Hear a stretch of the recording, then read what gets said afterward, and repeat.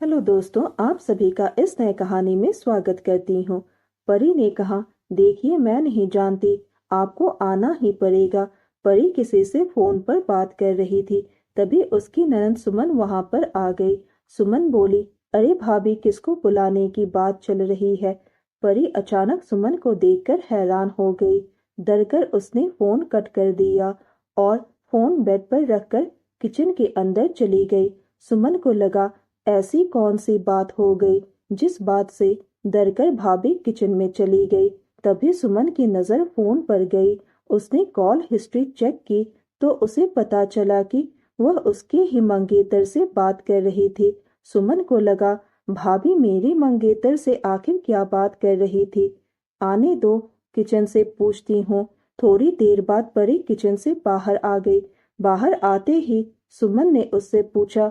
सुमन बोली, भाभी आप मेरे मंगेतर से फोन पर बात कर रही थी।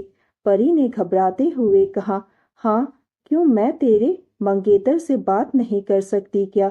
सुमन ने कहा, क्यों नहीं भाभी, आप मेरे मंगेतर से बात कर सकती है, लेकिन आप उन्हें बुलाने की बात कर रही थी। यह कुछ समझ में नहीं आया। दोस्तों, थोड़ा सा समय निकालकर इस कहानी को अंत तक जरूर सुने। दोस्तों, आप लोग चैनल को सब्सक्राइब करना भूल जाते हैं। दोस्तों, आप सबसे रिक्वेस्ट है कि चैनल को एक सब्सक्राइब करें और वीडियो को एक लाइक करें। दोस्तों, आप लोगों की एक लाइक और सब्सक्राइब से बहुत ही मोटिवेशन मिलती है कि हम ऐसे ही कहानियाँ आप सबके समक्ष प्रस्तुत कर पाए। दोस्तों, हम बहुत ही मेहनत से कहानी लिखते हैं। आशा करती हूँ कि यह कहानी आप सबको पसंद आएगी। चलिए अब कहानी में आगे बढ़ते हैं और आपको यह कहानी सुनाते हैं। तब परी को सच बताना ही पड़ा और उसने कहा कि बात दरअसल यह है कि आज तुम्हारे मंगेतर के घर वाले तुम्हें शाम को देखने आने वाले हैं। अरे भाभी, मेरा मंगेतर तो कह रहा था कि वह अपनी माँ बाप की पसंद से शादी करेगा। और शाम को सुमन का मंगेतर राहुल का परिवार सुमन को देखने आया।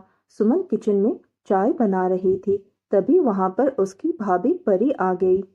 परी किचन में गई और जाकर सुमन को कहा कि चाय मैं बना देती हूँ, तुम जाकर तैयार हो जाओ। सुमन तैयार होने अपने कमरे में चली गई और परी ने चाय में बेहोशी की दवा डाल दी, वह भी सिर्फ एक कप में, और वह कप सबसे अलग रखा ताकि राहुल वही कप उठा ले। परी ने सुमन से कहा, सुमन, तू बहुत ही खूबसूरत लग रही है। तुझे देखते ही आज राहुल बेहोश हो जाएगा। यह लो चाय नाश्ता लेकर जाओ, पर ध्यान रहे सबसे पहले राहुल को ही चाय देना। सुमन ने वैसे ही किया।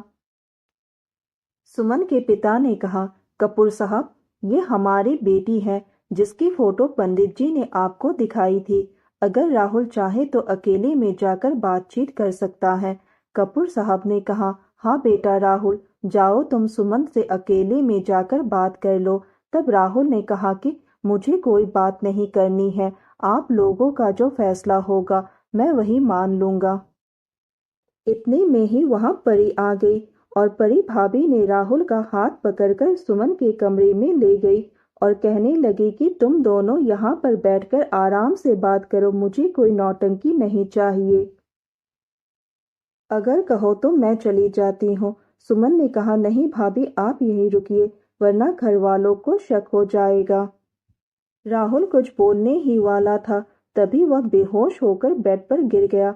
सुमन ने परी से कहा, भाभी देखिए तो जरा, इन्हें क्या हो गया है, मैं भैया को बुला कर लाती हूँ। परी ने कहा कि किसी को बुलाने की कोई जरूरत नहीं, बस थोड़ा सा टेंशन होने की वजह से बेहोश हो गया। सुमन चुपके से पानी लेने चली गई और उधर परी ने राहुल को अपने गले से लगा लिया। थोड़ी देर बाद जैसे ही सुमन अंदर आई, परी राहुल से अलग हो गई। सुमन ने पानी लगाकर राहुल के मुंह पर डाला। इसके थोड़ी देर बाद उसे होश आ गया। परी ने कहा, क्या करते हो होने वाले नंदोई साहब? होने वाली बीबी को देखकर ही बेहोश हो गए। राहुल ने कहा, ऐसी कोई बात नहीं है। राहुल और सुमन का रिश्ता तय हो गया और दोनों की धूमधाम से शादी हो गई, लेकिन परी की नजर राहुल पर ही थी। सुमन अब अपने ससुराल जा चुकी थी, लेकिन परी बार बार जानबूझकर सुमन को फोन करती रहती और उससे बात करने की बजाय राहुल से ही बात करती रहती। परी ने पूछा, कैसी है हमारी ननद, ससुराल में मजा आ रहा है या नहीं? सुमन ने कहा, भाभी, राहुल बहुत अच्छे इंसान हैं और इनका परिवार भी बहुत अच्छा है। मुझे यहाँ पर घर की कमी महसूस नहीं होती है। तब परी ने कहा, ये तो बहुत अच्छी बात है। इसी बात पर मेरी बात नंदोई जी से कराओ, जरा उनकी भी तो खबर लेती हूँ। सुमन ने फोन राहुल को दे दिया। अब परी का ये रोज का काम हो गया। वो सुमन को फोन करती लेकिन घंटों राहुल से ही बात किया करती है। एक रोज परी ने अपने सासू माँ और पति से कहा, सासू माँ, अब 6 महीने हो गए, आपको अपनी बेटी की याद नहीं आती है और आप दिन भर काम में बिजी रहते हैं। आपको अपनी बहन की याद नहीं आती है। हम लड़कियों के साथ यही होता है। शादी होने के बाद मायके वाले भूल जाते हैं हमें। क्या परी, तुम कैसी बात कर रही हो? मैं अपनी बहन को कैसे भूल सकता हूँ? परी ने अपने पति से कहा, अब 6 महीने हो गए, अपनी बहन और नंदोई जी को यहाँ बुला लो, कुछ दिन यहाँ हमारे साथ भी रह लेंगे। तब सासू माँ ने कहा कि बहू ने तो मेरी दिल की बात कह दी, मैं अभी फोन करती हूँ दामाद जी को। अपनी सासू माँ की बात सुनकर परी बहुत खुश हो गई और शाम को ही राहुल अपनी नई नवेली दुल्हन सुमन के साथ उसके मायके आ गया। डोरबेल बजते ही सासू माँ ने दरवाजा खोलकर दोनों को अंदर बुलाया। अंदर जाकर राहुल परिवार वालों से मिला। अगली सुबह सुमन अपने कमरे में नहीं थी, तो इस बात का फायदा उठाकर परी उसके कमरे में गई और उसकी सलवार सूट पहन ली। तभी कमरे में सुमन का पति राहुल आ गया। उसने पीछे से परी को अपनी बाहों में भर लिया। राहुल ने कहा, सुमन, तुम इस सलवार सूट में कितनी प्यारी लग रही हो। मैं तुम्हें यह बताने आया हूँ कि तुम यहाँ आराम से रहो अपने परिवार के साथ। मैं आज निकल जाता हूँ, मुझे काम है। जाने की बात सुनते ही परी पीछे पलट गई। परी ने कहा, यह क्या कर रहे हो नंदोई जी? राहुल हैरान हो गया और थोड़ा डर भी गया। राहुल, अरे भाभी, आप यहाँ क्या कर रही हो? आई एम सॉरी, मुझे लगा कि सुमन है। परी ने कहा, अरे कोई बात नहीं नंदोई जी, मेरे हुस्न के जाल से आज तक कोई नहीं बच पाया। परी उसका हाथ पकड़ने लगी, लेकिन तभी राहुल अपना हाथ चुराकर वहां से भाग गया। राहुल ने सुमन से कहा कि मैं घर जा रहा हूँ, जब भी आना हो मुझे फोन कर देना। सुमन की माँ ने कहा, अरे दामाद जी, आज तुम नहीं जा सकते, आज हमें खातिरदारी का एक मौका तो दो। परी ने कहा, मैं भी तो वही कह रही थी सासू माँ। घर वालों की प्रेशर देने की वजह से राहुल उस दिन रुक गया, लेकिन पूरा दिन परी उसे घूरती रही। राहुल परी भाभी की हरकतों को देख रहा था और उसने तय किया कि वह सुमन को सब कुछ बता देगा। राहुल ने कहा, सुमन, ये जो तुम्हारी परी भाभी है ना, ये मुझ पर लाइन दिया करती है। जब भी देखती है मुझे गलत नजर से ही देखती है। इतना सुनकर सुमन हंसने लगी। अच्छा, तो तुम इस बात से परेशान हो? भाभी बहुत ही चुलबुली नेचर की है और बहुत मॉडर्न ख्याल की है। वो सभी के साथ ऐसे ही बिहेव करती हैं। अगली सुबह जब बाथरूम के अंदर से राहुल टॉवल मांग रहा था, तब परी भाभी उसे टॉवल देने के बहाने बाथरूम में ही घुस गई। राहुल ने कहा, छोड़ो भाभी, ये क्या कर रही हो आप? उन दोनों की बातें सुनकर परिवार के सभी लोग कमरे में आ गया। राहुल बाथरूम का दरवाजा खोलकर बाहर आ जाता है और उसके तुरंत बाद परी भी बाथरूम से बाहर आ गई। सभी लोग राहुल को उल्टा सीधा बोलने लगे, लेकिन तभी बीच में सुमन आ गई।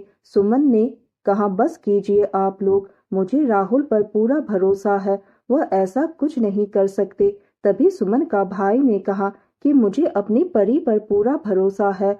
सुमन ने कहा कि भैया, कल रात को राहुल ने मुझे बताया था कि परी भाभी की उन पर बुरी नजर है, लेकिन मैंने रात में उस बात को इग्नोर कर दिया था। परी ने कहा, देखिए, इसमें ना ही मेरी गलती है और ना ही राहुल की। दामाद जी को लगा कि सुमन है, इसलिए उन्होंने मेरा हाथ पकड़कर अंदर खींच लिया। सुमन ने राहुल को कहा, चलो यहाँ से, कोई तुम्हारा भरोसा करे ना करे, मुझे तुम पर पूरा भरोसा है। इतना कहकर सुमन ने अपना बैग पैक किया और राहुल के साथ वहां से निकल गई। उसके बाद ना राहुल कभी यहाँ आया और ना ही परी कभी अपने ननद के घर गई। परी को अपनी गलती का एहसास हो गया। उसने फोन करके राहुल से माफी मांग ली और इस बात को वहीं दबा देने के लिए कहा।